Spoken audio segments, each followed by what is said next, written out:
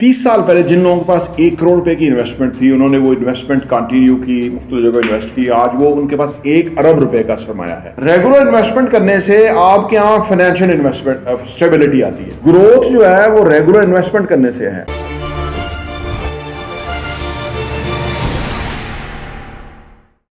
अस्सलाम वालेकुम रहमतुल्लाहि व बरकातुहू। मेरा नाम अहमद अकील है, आप देख रहे हैं प्रॉपर्टी टीवी। 30 साल पहले जिन लोगों के पास 1 करोड़ रुपए की इन्वेस्टमेंट थी, उन्होंने वो इन्वेस्टमेंट कंटिन्यू की, मुख्तलिफ जगह इन्वेस्ट की, आज वो उनके पास 1 अरब रुपए का सरमाया है। 25-30 सालों में इतना बड़ा सरमाया कैसे जमा हुआ? रेगुलर इन्वेस्टमेंट की।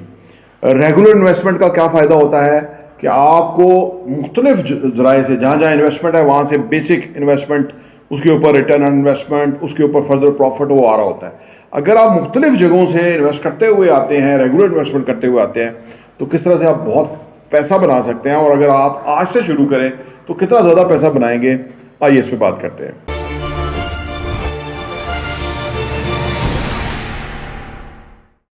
Welcome back. देखिए जी, रेगुलर इन्वेस्टमेंट से क्या क्या बेनिफिट्स उठाए जा सकते हैं, किस तरह से उठाए जा सकते हैं, किस तरह से अपने पैसे को बहुत ग्रो किया जा सकता है। नंबर 1 पॉइंट यह है कि जी फाइनेंशियल स्टेबिलिटी। रेगुलर इन्वेस्टमेंट करने से आपके यहाँ फाइनेंशियल इन्वेस्टमेंट स्टेबिलिटी आती है। फाइनेंशियल स्टेबिलिटी, एक बात याद रखें, इन्वेस्टमेंट किए बगैर आ ही नहीं सकती, चाहे आपकी आमदनी कितनी भी हो, क्योंकि जितनी भी आमदनी होगी उतने ही खर्चे होंगे, और जितने ही खर्चे होंगे उतना ही आपको उन खर्चों को पूरा करने के लिए पैसा चाहिए होगा। तो लिहाजा वो जो सीड है, वो जो बीज है, वो आपको आएगा और बीज ही लग जाएगा। तो फाइनेंशियल स्टेबिलिटी नहीं आएगी।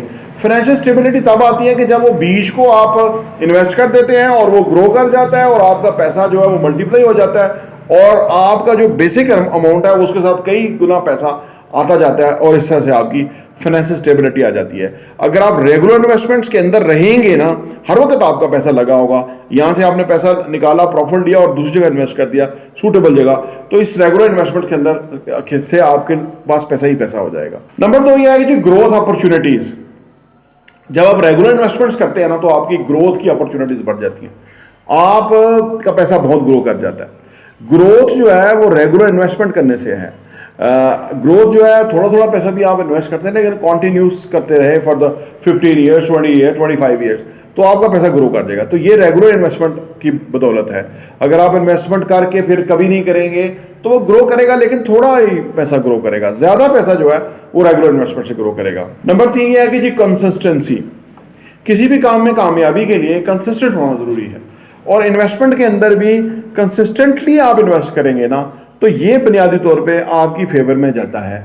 और कभी कम फायदा होगा, कभी ज्यादा, कभी किसी भी सूरत हाल रहेगी, लेकिन कंसिस्टेंटली आपकी जो इन्वेस्टमेंट है वो कई गुना डिविडेंड और प्रॉफिट और साथ लेके आएगी।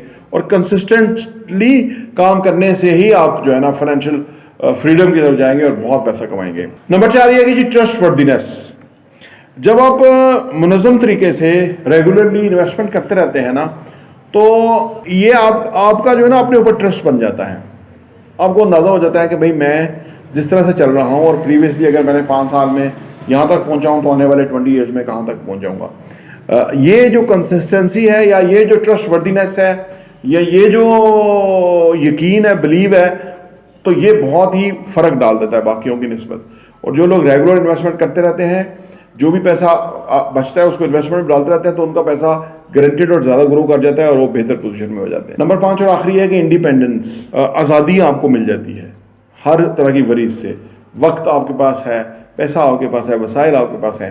तो जब आप रेगुलर इन्वेस्टमेंट्स करते रहते हैं फॉर द सम पीरियड, अगर उसके बाद आप ना भी करें, तो वो जैसे वॉरेन बफेट के केस के अंदर है कि 65 साल की उम्र तक उन्होंने जो इन्वेस्टमेंट करते रहे, तो कोई बहुत ज़्यादा ग्रो नहीं किया। 65 साल के बाद उनका पैसा जो कंपाउंड हुआ, तो वो बहुत बड़ा पैसा और दुनिया के रिचेस्ट इंसान बन गए। तो ये है फार्मूला कि अगर आपने बहुत ज़्यादा गेन करना है, प्रॉफिट्स, वैल्यू पैसे की शक्ल में फरावानी, तो आपको कॉन्स्टेंटली, रेगुलरली, कंसिस्टेंट तरीके से इन्वेस्टमेंट्स करते रहना होगा, समझदारी से, खुद के आपका पैसा बहुत ग्रो करे। प्रॉपर्टी टीवी देखने का बहुत बहुत शुक्रिया।